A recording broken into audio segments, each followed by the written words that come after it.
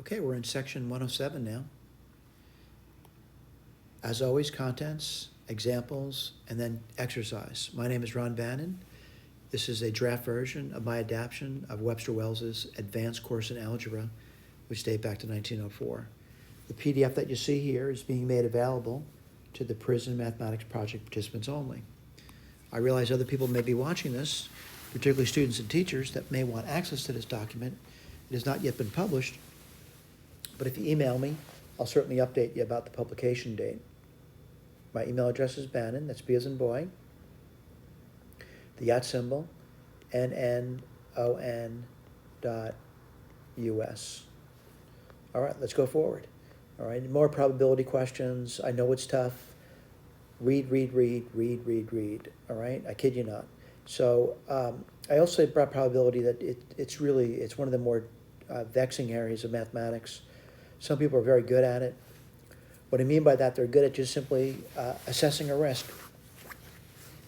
All right, so what I'm going to talk about is how I think about the problems. So it says find the probability of throwing an ace. That means when you throw a die, an ace means you get just one dot on it. All right, that's throwing an ace. So it says find the probability of throwing an ace in the first of only 2 successive throws with a single die. So what I'm going to say is that in the first toss, there's only 1 out of 6 ways to do that. Now the second one is not going to be an ace. This is not going to be an ace. And how many chances would that happen on the second throw? 5 chances out of 6. So what would you get? 5, because 1 times 5 is 5, 36. So there's a 5 in 36 chance that's going to happen. Let's go to the next one. Find a probability of throwing an ace at least once in 3 throws of a single die. Well, at least once you could have this, then not, and not. At least once, right? Well, then you could have this, not here, but there. You get the idea. It seems like enumerating it might be tough. So what I want to talk about is that not throwing an ace at all. Right, so maybe say, I don't want to throw an ace. So what are the chances of that happening? So by not throwing an ace, what I have is don't throw an ace, don't throw an ace, don't throw an ace. So I'm going to say not throwing an ace 5 out of 6 times for the first throw, 5 out of 6 times for the second throw, and 5 out of 6. This is not probability not throwing an ace. But you know what I want to do? I want to throw at least 1. So then I'm going to say if the probability of not throwing an ace is this number here, then what would happen? It would be 1 minus that number. And what would happen? I'd get at least 1 ace. Remember, the probability space is 1. That includes all events. So if I subtract away the probability of not throwing an ace, I'm getting the case where at least 1 ace shows up. Well, I got to do that arithmetic for you, all right? So I got to do 6 cubed, first of all. That's 36 times 6. That's 180 and 36, which is going to be 216, right? So what do you get over here? 1 minus 125 over 216. Would you give me 216? 216 minus 125. Whoops. And let's see, 75, 85, 91. 91 out of 216 times. Now again, that's the answers to their question. Find the ability of throwing an ace at least once in 3 throws of a single die. All right, let's do the next one. And again, this one, you're reading these things, you're saying, what do they want to do? They want you to think about what they're giving you and then answer a question. This is a bag containing 5 red. Let me put this down for you. The bag contains 5 red. 1, 2, 3, 4, 5. I'm trying to visualize the space. 4 white. 1, 2, 3, 4, and 3 black. All right, that bag, it's a bag. So it contains 5 red balls, 4 white balls, and 3 black balls. It says 3 balls are drawn in succession. each being replaced before the next is drawn. So from the bag, what happens is they take a ball out, then they throw it back in. So each time they choose the ball, there's 12 chances. Each time, and they do it 3 times, right? And what do they want to get? What's the probability the balls are drawn one of each color? And that's going to be, red, white, black. Well, you know what? There's an ordering of this. They're not really saying how that's going to be chosen, like red, white, black. It could be black, white, red, so forth and so on. So one claim over here is, how many ways are to order this? Well, 3 factorial. So I can put that in front, 3 factorial. There's 3 factorial ways of doing this. Again, I don't want to enumerate them, but I actually could. It would be red, white, black, black, white, red. You get the idea. There's 6 different orderings of that if you want to put them all down. Now let's talk about the chance of picking a red ball. Well, there's 1, 2, 3, 4, 5 red, 4 white, and 3 black. Let's do the arithmetic. Let's see, 3 factorial is 6. 6 goes into 12 2 times. 2 goes into 4 2 times. 3 goes into 12 4 times. And I think I'm ready. Oh, no, I'm not ready. There's a 2. 2 goes into 2 once, goes into 12 6 times. So we left off with, let's see, in the top 5, and in the bottom 4 times 6, which is 24. 5 in 24 ways. All right? Let's look at the next one.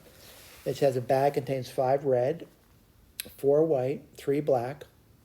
The balls are drawn in succession without being replaced. Well, this is like the other question, but now the denominators are being reduced. So you have 5, 4, 3. That's going to give me 12. When you choose again, there's 11 to choose from, and then when you choose again, there's 10 to choose from. And there's still going to be an ordering to this. All right? What's the probability that the ball's drawn one of each color? We'll just talk about it.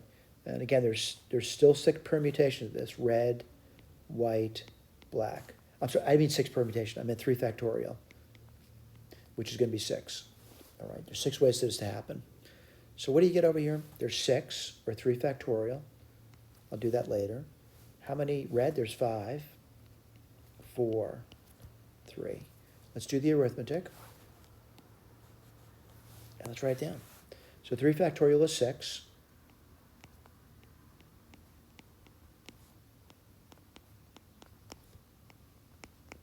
And I got to go to town in this one. 6 goes into 12 2 times. 2 goes into 2 once, goes into 4 twice. 2 times 5 is 10. Cancels that 10.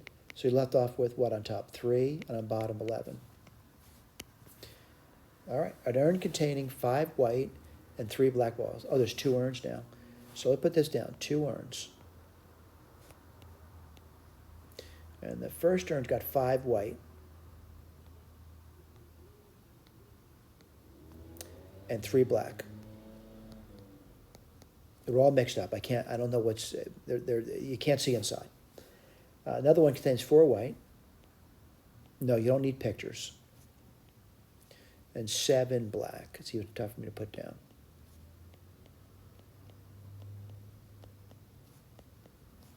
Right, they're all mixed up. Now what they say is that, what's the probability of picking a white ball by drawing a single drawing from one of the urns at random? So half the time you would choose this urn, and half the time you would choose that urn. So write this down. Half the time, what's the probability of picking a white ball from the first urn? Right? Well, there's going to be, how many white balls? There's 5, right? Out of how many in the urn? And again, I'm looking at it. Let's see, 3, 4, 5, 6, 7, 8. Plus, but half the time you're picking from the other urn. And how many you got there? Well, let's see. You got 4 white and 7 black. That's 11 balls now. And what do you want to pick? A white one. How many white ones are there? 4. Let me put the arithmetic down for you. This is going to be 5/16 plus, let's see what this would be. That would be 2 11s, right? Well, I got to get a common denominator. let's see, it looks like 16 times 11, right? 176. 11 times 5 is 55. And 2 times 16 is 32. I got to do that arithmetic now. That's going to be 87 out of 176. All right, we did okay. What is the probability of throwing exactly 3 aces in 5 throws of a single die? So now we got 5 throws. Exactly 3 aces. And then not an ace, not an ace. Put it down like that. So what do you have? You have, I guess I'm just going to do the orderings of it. So I'm going to say that's going to be 5 factorial, 3 factorial, 2 factorial. All right, and we're picking 3 aces, right? So what's probably getting an ace? 1/6, and we're picking 3 of them, and then there would be 5/6, which are the non-aces, and 2 of them. All right, let's see if we can do the computation. Let's see, 5 times 4 divided by 2, that's 10. It's going to be a tough computation. 6 cubed. Let's see, 6 squared.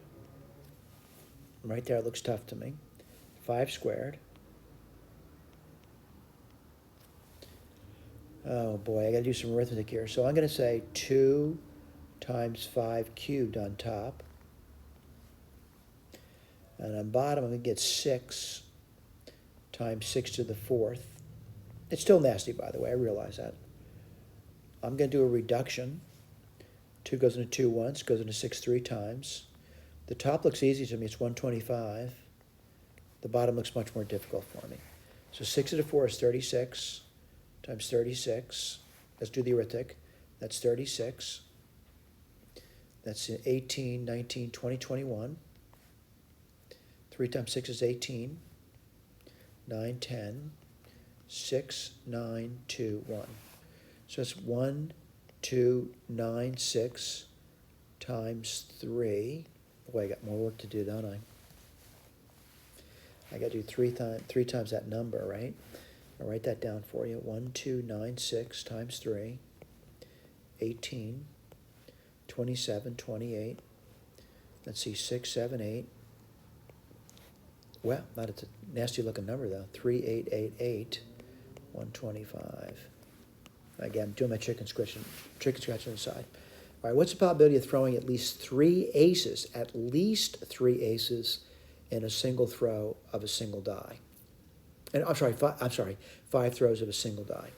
So I want to, write down, they said, you're doing it, there's 5 of them, right? Right, make sure I read that right. What's the probability of throwing at least 3 aces in 5 throws? At least 3. So it could be like this. That's at least 3. Could be like this. That's at least 3. By the way, these mean not ace. And it could be this one. At least 3. All right. Let's write it down. All right. Looks familiar, right? So I'm going to say this one over here. Let's see, 5, 3, 1/6. It's going to be a tough computation, by the way. I'm doing these over here, 1/6. So it's 1/6 of a chance. That's good 3 times. And then 5/6 twice. Let's do this one over here. Well, it's going to be 5, 4 now. 1/6. And I got that to the 4th power. Really nasty number. And 5, 6 to the 1st power. Let's do this one over here. This is 5, 5. 1/6 to the 5, and 5, 6 to the 0. All right? So let me do my arithmetic. And this is always tough for me. So 5, 3. Let's write this down for you. 5 factorial, 3 factorial, 2 factorial is 5 times 4 over 2, which is 10. and then I get times 25, right? That's 5 squared. And when you get in bottom, you get 6 to the 5th power. We'll do that later, don't worry. Plus, well, 5, 4 is just 5. And then what do you get? We get 5. And on bottom, you get 6 to the 5th power. Plus, well, 5, 5 is just 1. So you get, let's see what you get in the bottom. You get 6 to the 5th again, and you get a 1 there. So for me, and again, I'm not using a calculator, I'm using my head, which is a little dangerous, by the way, but I get 1 over 6 to the 5th power. Now, I realize someone says, didn't you do that before? I certainly did, and I'll go back to it and show you that. 10 times 25 is 250, plus 25, plus 1. And I'll write that down for you now. That's 276, right? And I'm going to write down 6 times 6 to the 4th. And I'm going to do some reductions. So I'm going to do 2 into that. That's 138. 2 into that's 3. And let's see. Looks like I divide by 3, can't I? Let me write that down for you. 3 into 138. 4, 12, 1, 8, 6. So this will be 46. I'll write that down for you. And I'm going to take another 6 out. 6 times 6 cubed now. I'm going to reduce by 2. What do you get? 23. I want to point out doing arithmetic by, is always dangerous because you might make a mistake. But I'm reasoning through, see if I get the right answer. 23, and I'm divided by 2, right? So you get 3 times 6 cubed. Well, 6 cubed is 36 times 6. That's 180 and 36, which can be 216. And 216 times 3, I'll write that down for you, is 600, 630, and 18, 648.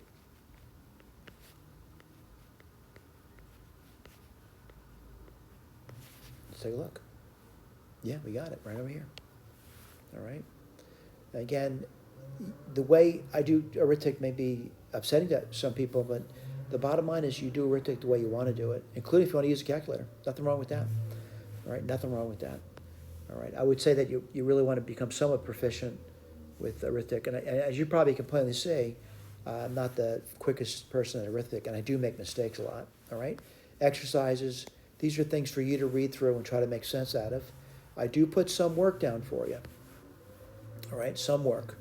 I put some work down for you. Some work is being put down for you. So let's just take quite a few problems so far, right?